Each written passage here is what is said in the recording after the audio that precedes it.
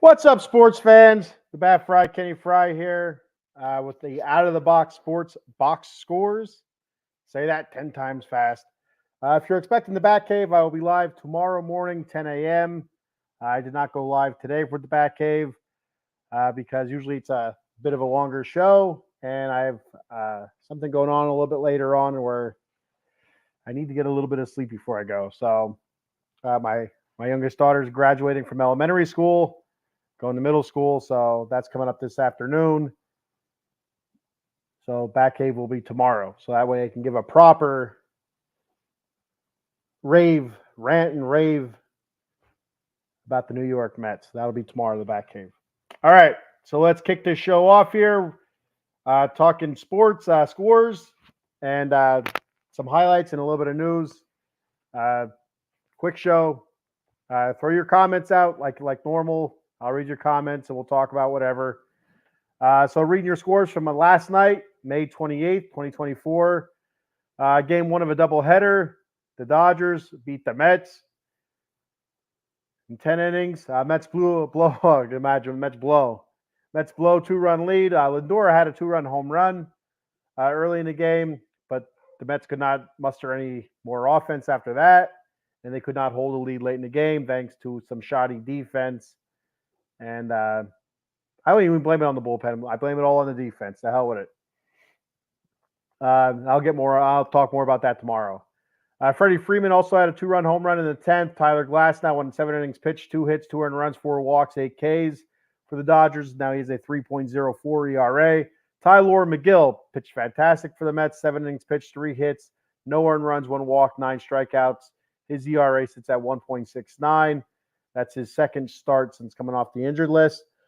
Game 2 of the doubleheader, the Dodgers sweep the doubleheader. They shut the Mets out 3-0. Dodgers get an RBI from Will Smith and Miguel Vargas, and also Miguel Rojas to help Gavin Stone get his 5th win of the season. He's now 5-2, 7 innings pitched, 3 hits, no earned runs, 7 strikeouts, and his ERA sits at 3.16.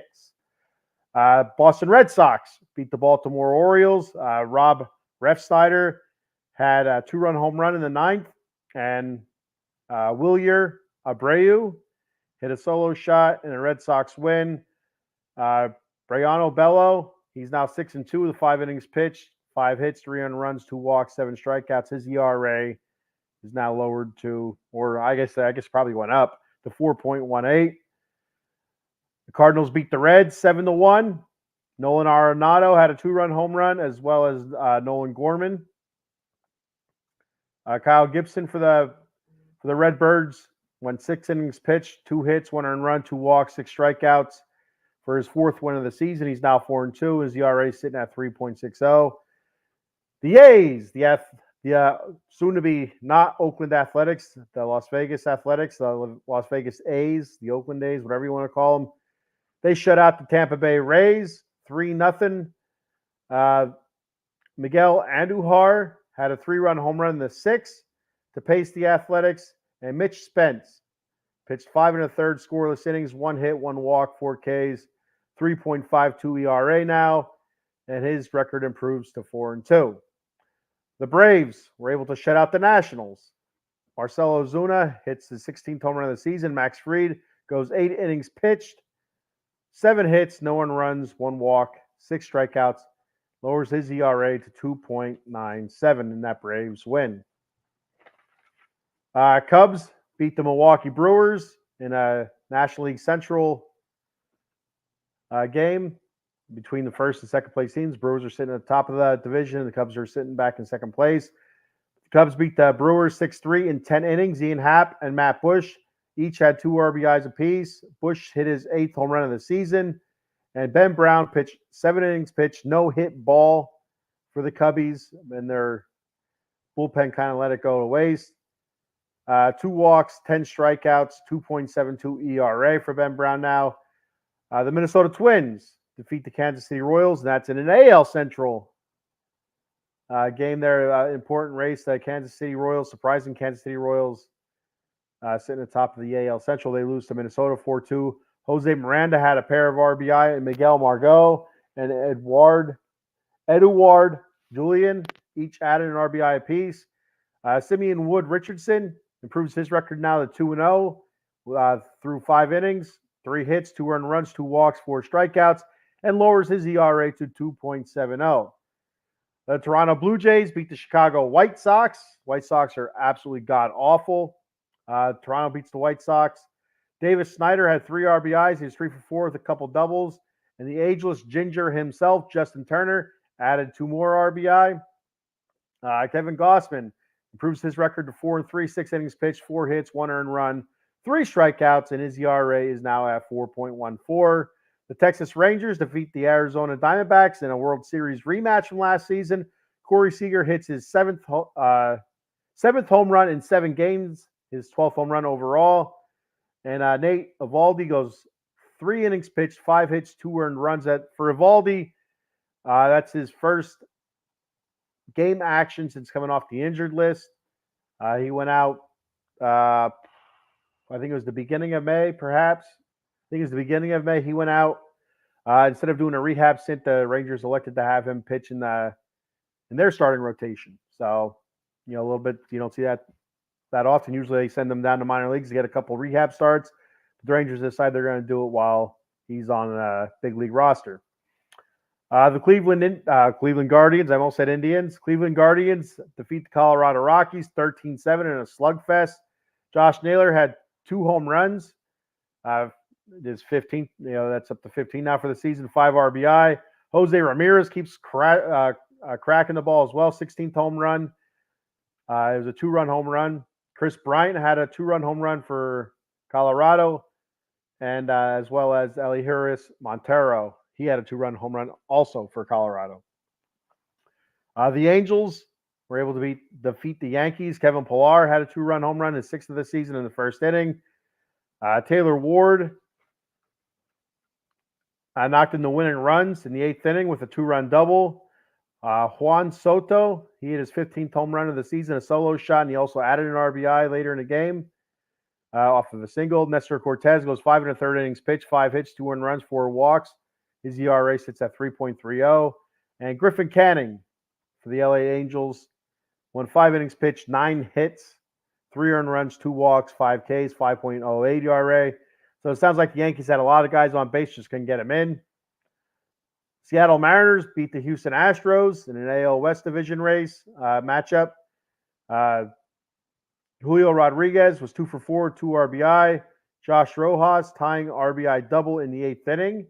Hunter Brown won 6 innings pitched, 4 hits, 1 earned run, 9 strikeouts. His ERA sit at 6.39. And Luis Castillo for the Mariners, 6 innings pitched, 5 hits, 2 earned runs, 1 walk, 6 strikeouts. His ERA now sits at 3.28. Got a comment here real quick before I continue the sports. Eileen, it's not our typical hump day, but guess what? It is still hump day. Bat cave tomorrow, Eileen, so be sure to check that out. It's on the back half of the hump. You're going downhill on the hump. There we go. Adam says, what's up? Go Phillies. What's up, Adam? Speaking of the Phillies are struggling, but, it's a long season, ebbs and flows. I talk about it every year. I've only been doing this for 2 years, but the 2 years I've been doing the back cave, I talk about the ups and downs. San Diego Padres were able to shut out the Miami Marlins 4-0. Jurickson Profar had a 2-run home run and 2 RBI single. To pace San Diego, Matt Waldron improves his record to 3-5, 7 innings pitched, 6 hits, no earned runs, and 8 strikeouts, lowers his ERA to 4.26.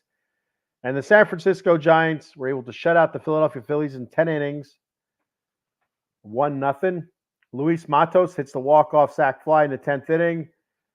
Giants winners of their 10 of their last 12. Phillies lose the three straight for the first time this season. Zach Wheeler won 6 innings pitched, 2 hits, 2 walks, 9 Ks.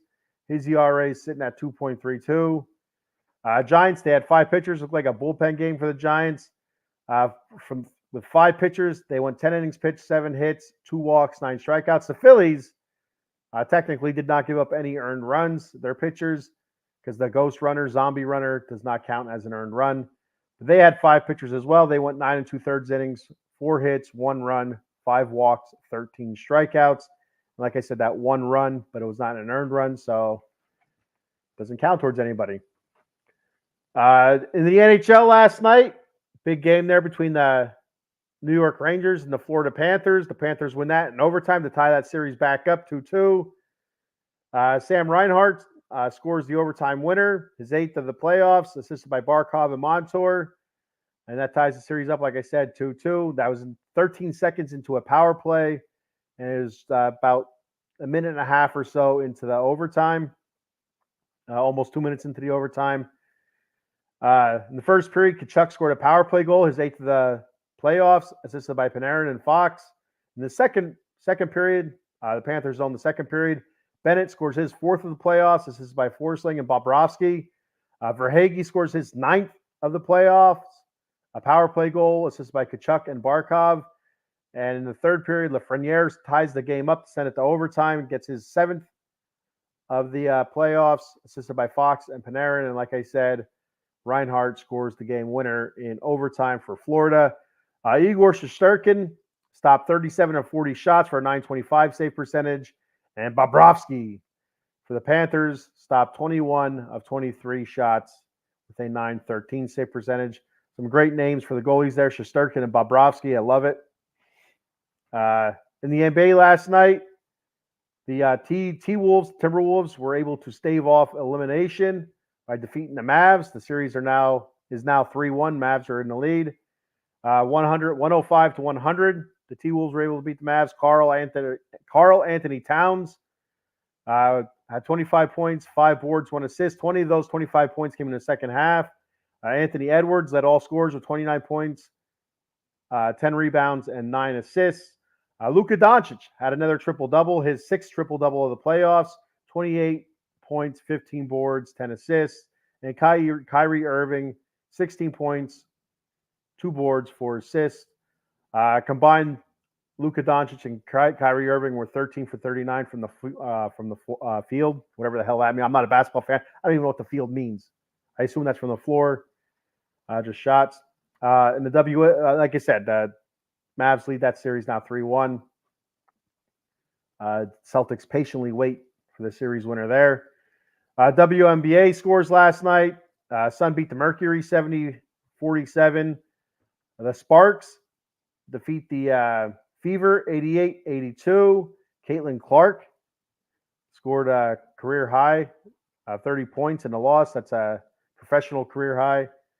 The Storm beat the Sky, also 77-68. All right, so that's all my sports scores. Another comment here. Eileen says, "Boo, Panthers." I agree. I'm rooting for the Rangers. I'm pulling for the Rangers to win. Our boy Danny on Wheels. That's his team, and I want to see the Rangers win. Then there we go. And a lot of Mets fans are also Rangers fans. So I had a little bit of news from yesterday. Kind of surprising news. I didn't know that MLB was looking to do this, but MLB adds Negro League stats to record books. Josh Gibson becomes the all-time batting average leader with 372, passing Ty Cobb's 367. His 466 batting average in 1943 becomes a season record, overtaking Hugh Duffy from 1894. His season average that year was 440. He's now in 4th place. So he not only does he bump back from the top spot, but he bumps back a couple spots. Gibson is now the career leader in slugging percentage, 718, and OPS, 1.177, ahead of the great Bambino, 690, and he had 1.164 OPS. He also takes over the season's slugging percentage award, overall award. 974, passes Barry Bonds, 863. That pushes Bonds all the way to 5th place. Bonds OPS, 1.421, drops to 3rd now behind Gibson, who holds the top 2 spots. The top spot at 1.474 in 1937. So I'll talk more about this tomorrow, actually. But I don't want to really give too much of my thoughts here about this. The MLB adding the Negro League stats. So if you want to see what I have to say about that, tune in tomorrow, I guess. I think it's a good thing. but I think it needs to be some context into it. And like I said, I'll get into it tomorrow. But that was the big news, I think, in my opinion, from yesterday, was MLB adding the Negro League stats to the record books. So, all right, so that's what I have. Let me go ahead and read our sponsors off here real quick, so I can go to bed and get a little bit catch some Z's before my daughter's elementary school graduation. All right, we got Jason Fine, attorney Big Al. You can reach Big Al at 1-800-HURT-123. That's 1-800-HURT-123. Jason Fine specializes in motor vehicle accidents, slip and falls, workman's comp, and personal injury claims. He has 3 office locations conveniently located throughout Pennsylvania and New Jersey.